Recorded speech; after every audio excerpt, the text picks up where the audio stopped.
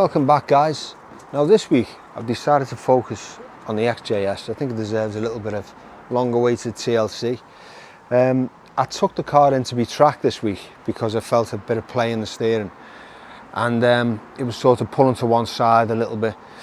So I took it in and they couldn't track it in. They had like 3 or 4 goes. Now it has got the extra size wheels on these, you know. It's not the wheels it was meant to have. I think they were an extra when the car was new, but they're pretty big for the car. They're not like the standard wheels you normally get on these, so that might have something to do with it. But anyway, they tried 3 or 4 times, they couldn't track it in, so I'm assuming there's a bit of play or wear in the track rod ends, so I'm going to replace those as a starter. Also, believe it or not, it's on the original brake pads that I picked the car up in, and as you know, it was sitting off the road for 11 or 12 years, and even though it was just sitting there in the barn, they do tend to deteriorate, and when you start to use the car after all that time, they start to break up, so it's not ideal. So I'm going to put a fresh set of those on as well. And I was out today in it, and because the weather's been lovely, I've been using it quite a bit, but the cockpit is super hot. It's got the same problem as the Corniche.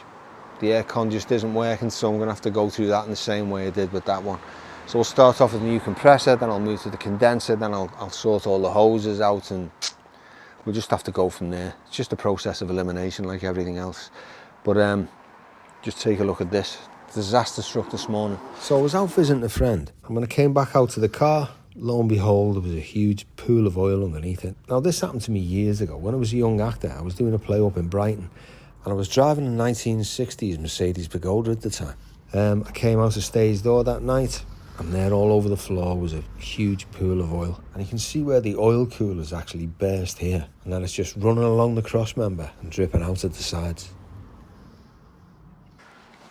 Well, for starters, you can see all the oil all over the floor here and here. It's coming out at quite an alarming rate, and it's just behind here, behind the grille, but I might have to take all this front panel off and the bonnet, and I think I've got to lift the radiator or the aircon condenser up a bit higher, like a couple of inches, so I can slide it out. It's just one of them really tricky jobs, and when you ask around, it's probably one of the worst possible jobs you can do in an XJS because of the inaccessibility as usual.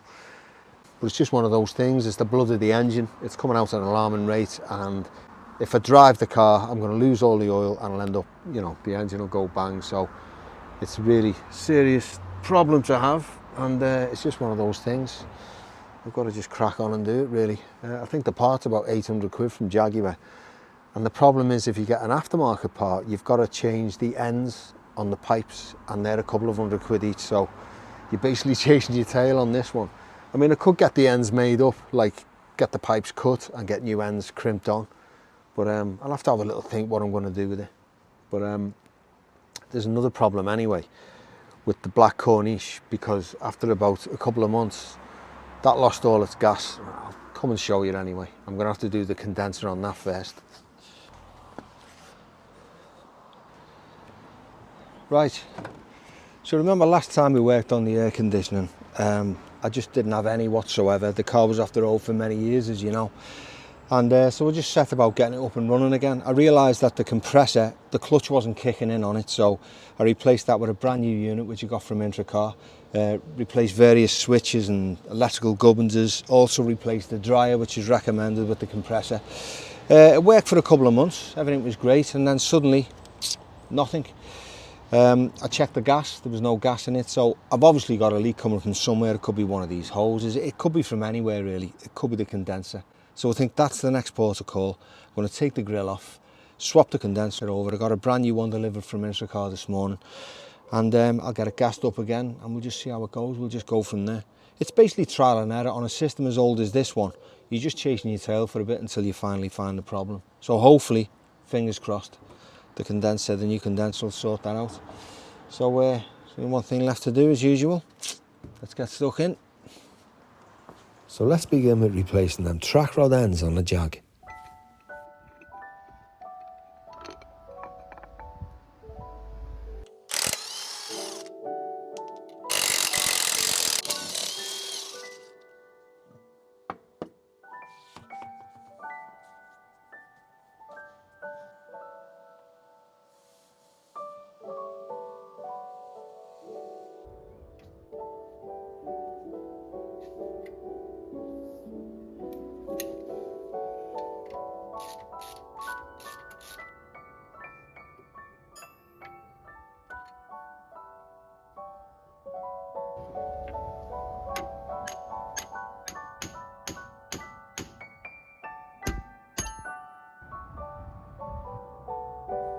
Out with the old, in with the new.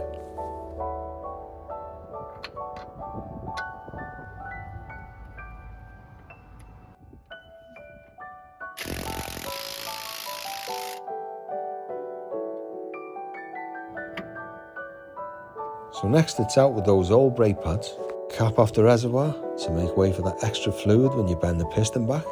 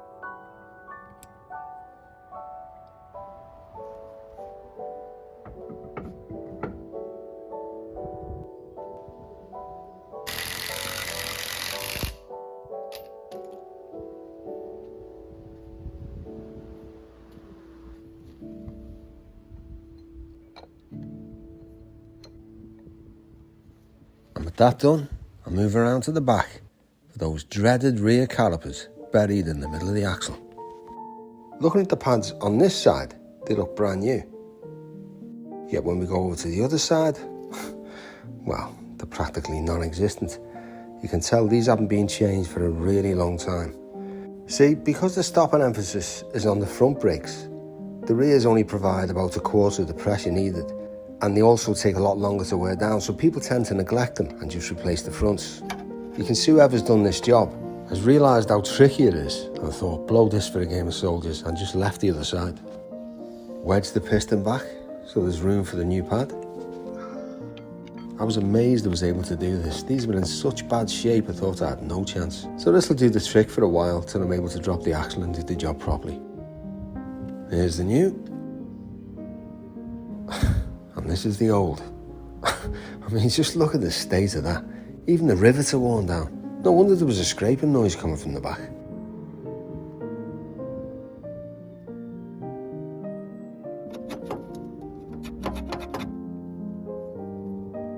Now this one might look a bit better, but I promise you, as soon as it hit the floor, it totally disintegrated. And these were an absolute bugger to get out. It took me over an hour.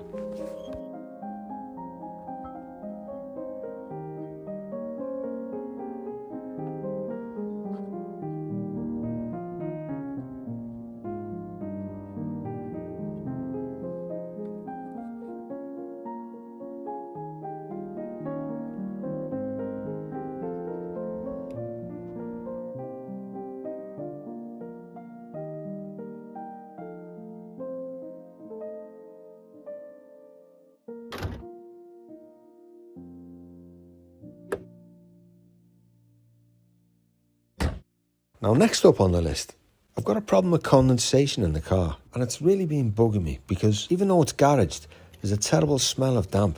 So it's carpets out and a bit of investigation. But first I'm going to remove the grille on the scuttle panel, just to make sure there's no leaves blocking the drain holes.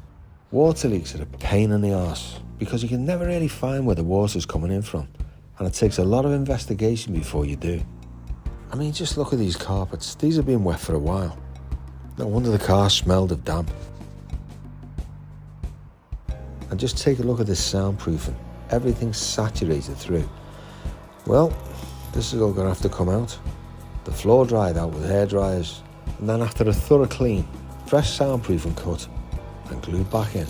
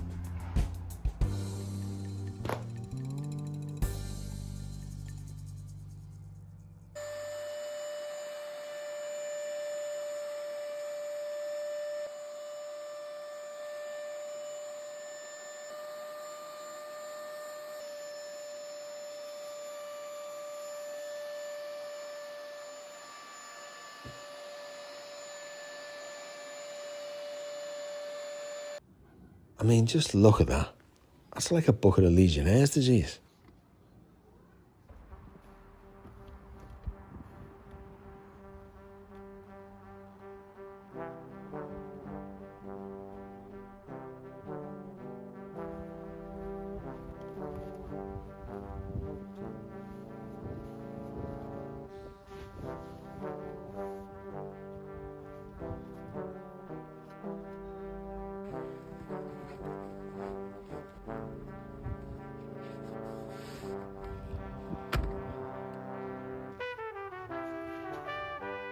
This is one of them jobs you just dread doing, but once it's done, it's well worth it.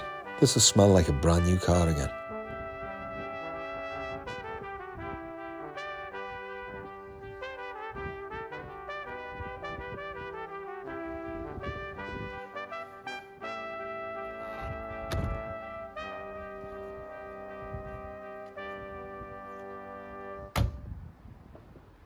Now the sun's come out, let's take a look at this new condenser from IntroCar.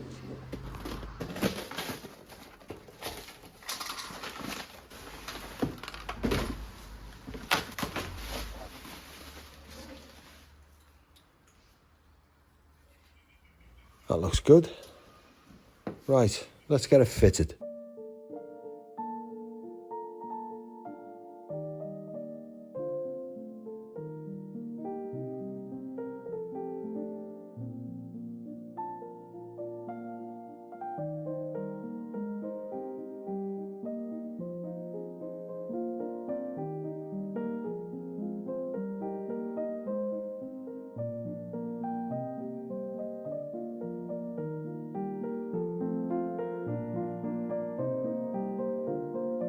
So once the grille is removed, it's off with the cover plate for easy access.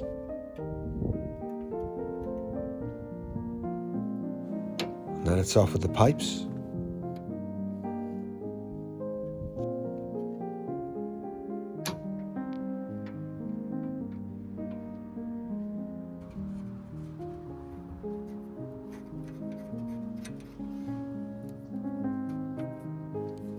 Then after removing just these 4 bolts, you just carefully manoeuvre it out.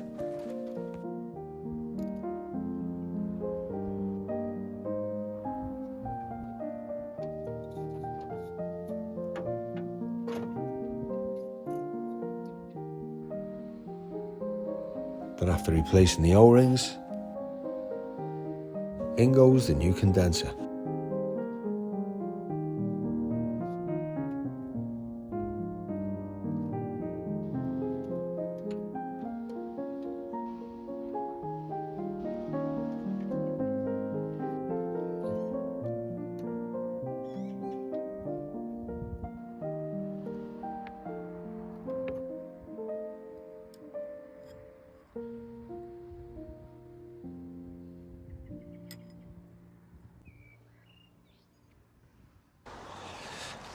So as you can see guys, that's on. But once again, the great British summertime has turned against us. It's been pissing down with rain. It's on and off. So I'll take this, I'll get it gassed up tomorrow probably when the weather's a bit nicer. And yeah, we'll see how we go from there. But lots more to do. As I say, it's a bit of a pick-up episode this. Lots of maintenance to do on different cars. So let's get this back on and we'll move around to the BMW.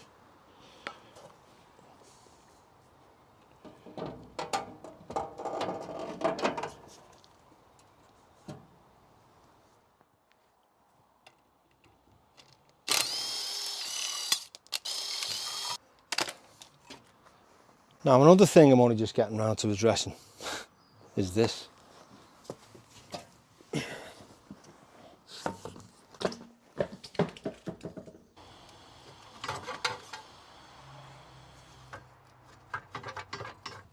Broken spring.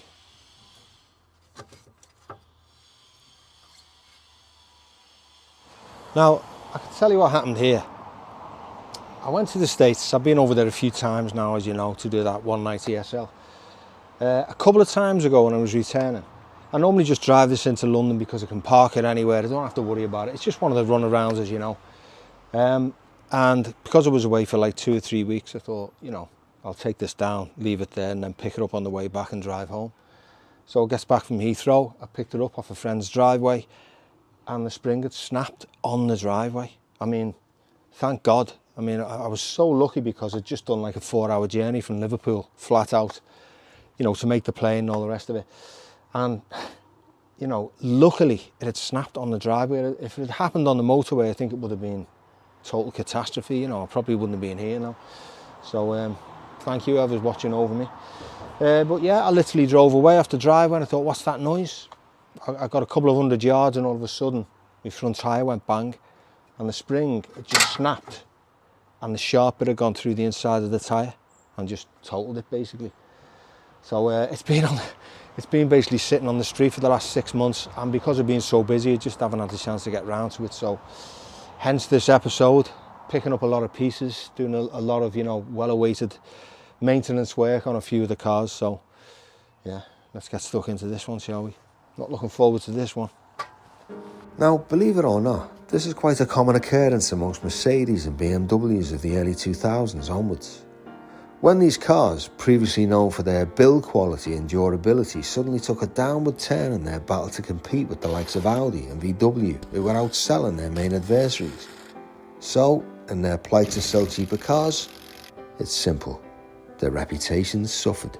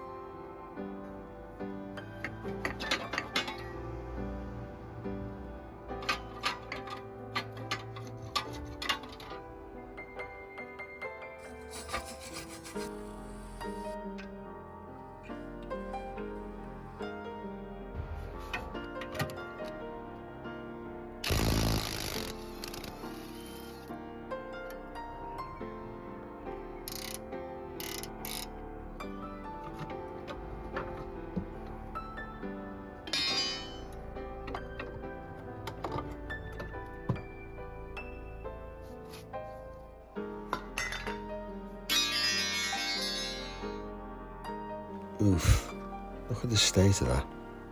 That looks like a new shock's going to be added to the list.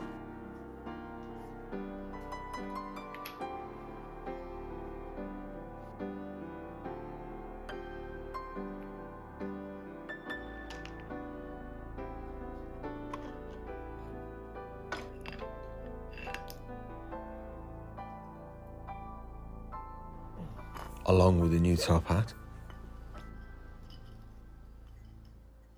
So this is the old spring. That's the sharp bit where it's snapped. And when you compare it to the new, it doesn't look much different. But these never snap in the middle. They always lose about 3 inches off the bottom of the coil. This is the nice new shock absorber. And just look at it compared to the old one. The bottom plate's snapped off. And the pole doesn't even retract.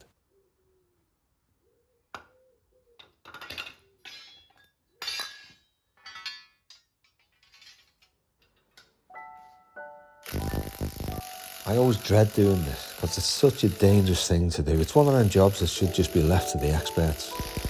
But let's have a go.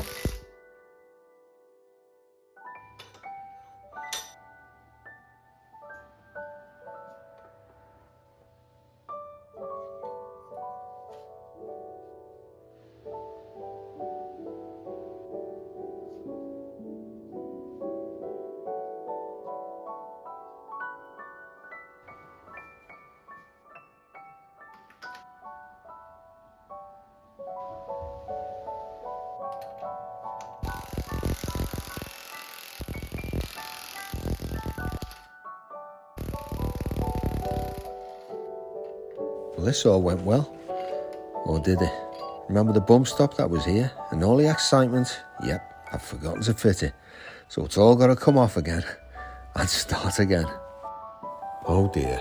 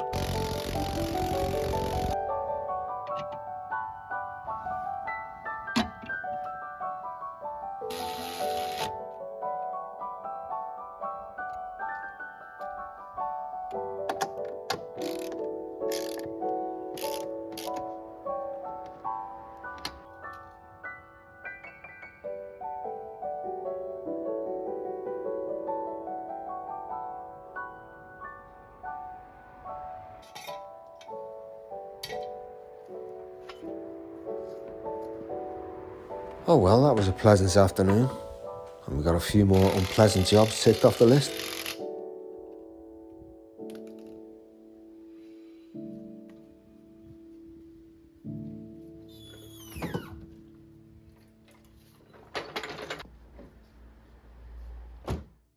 Thank you for watching this episode of Classic Obsession. If you enjoyed it, don't forget to like and subscribe. And see you all next time.